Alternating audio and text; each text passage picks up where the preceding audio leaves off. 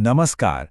आज हम बात करने वाले हैं भारत के एक ऐसे वीर की जिनका नाम बहादुरी और कर्तव्यनिष्ठा का पर्याय है, इंस्पेक्टर मोहन चंद शर्मा। ये कहानी उनके अदम्य साहस और सर्वोच्च बलिदान की है। तो सबसे पहले एक सवाल, असल में एक हीरो होता कौन है? वो क्या चीज़ है जो किसी इंसान को हीरो बनाती है? क्या सिर्फ बहादुरी या फिर फर्ज के लिए अपनी जान दे देना? इंस्पेक्टर शर्मा की कहानी हमें इन सवालों के जवाब ढूंढने में मदद करेगी। चलिए आपको ले चलते हैं उस तारीख पर, 19 सितंबर 2008। जगह थी नई दिल्ली का बटला हाउस इलाका। ये वो दिन था जो भारतीय पुलिस के इतिहास में हमेशा के लिए दर्ज हो गया। एक खुफिया जानकारी के आधार पर पुलिस की एक टीम ने एक फ्लैट पर रेड की और फिर अचानक गोलियों की आवाज से पूरा इलाका गूंज उठा। माहौल में सिर्फ तनाव और खतरा था। और इसी गोलीबारी के बीच जो ऑफिसर उस टीम को लीड कर रहे थे, वो बुरी तरह घायल हो गए। उस एक पल में दांव पर सिर्फ एक ऑपरेशन नहीं, बल्कि एक जांबाज की जिंदगी लगी थी। लेकिन ये ऑफिसर थे कौन और वो उस दिन उस फ्लैट तक पहुंचे कैसे? देखिए, उनकी कहानी सिर्फ उस एक दिन की नहीं है। इसके लिए हमें थोड़ा पीछे जाना होगा, ये समझने के लिए कि इस नायक का निर्माण कैसे हुआ। मोहनचंद शर्मा का जन्म हुआ था 23 सितंबर 1965 को उत्तराखंड की खूबसूरत और शांत वादियों में चौखुटिया नाम की जगह पर। उनके असाधारण सफर की शुरुआत यहीं से हुई। कहते हैं ना, नींव मजबूत होनी चाहिए। उनके किरदार की नींव भी बचपन में मिले संस्कारों ने रखी थी। अनुशासन, ईमानदारी और देश सेवा का जज्बा, यही वो उसूल थे जो आगे चलकर उनके काम की पहचान बने। इन्हीं उसूलों को साथ लेकर उन्होंने पुलिस फोर्स ज्वाइन की। उनका पूरा करियर न्याय और सुरक्षा को समर्पित था और हर कामयाब मिशन के साथ उनकी एक ऐसी धाक बनती गई जिससे अपराधी कांपते थे।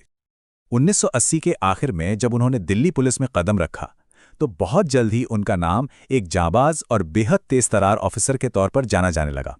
खासकर काउंटर टेररिज्म यानी आतंकवाद से निपटने में उनकी जो महारत थी, उसने उन्हें फोर्स का एक बहुत ही अहम हिस्सा बना दिया था। तो अब वापस आते हैं 2008 के उस दिन पर। बटला हाउस एनकाउंटर के बाद जो हुआ, उसने इंस्पेक्टर शर्मा के नाम को हमेशा हमेशा के लिए अमर कर दिया। राष्ट्र ने उनके इस बलिदान को सबसे बड़ा सम्मान दिया। उस दिन सब कुछ बहुत तेजी से हुआ। सुबह खुफिया जानकारी पर रेड प्लान हुई, दोपहर होते होते मुठभेड़ शुरू हो गई और सोचिए, बुरी तरह घायल होने के बावजूद इंस्पेक्टर शर्मा अपनी टीम को लीड करते रहे, अपनी आखिरी सांस तक। ये उनकी लीडरशिप का एक बेमिसाल उदाहरण है। उनके इसी सर्वोच्च बलिदान के लिए उन्हें अशोक चक्र से सम्मानित किया गया। आपको बता दूं, ये भारत का सबसे बड़ा शांतिकालीन वीरता पुरस्कार है, जो शांति के समय में दिखाई गई असाधारण बहादुरी के लिए ही दिया जाता है। उनके अवार्ड के प्रशस्ति पत्र में जो शब्द लिखे हैं, वो सब कुछ बयां कर देते हैं।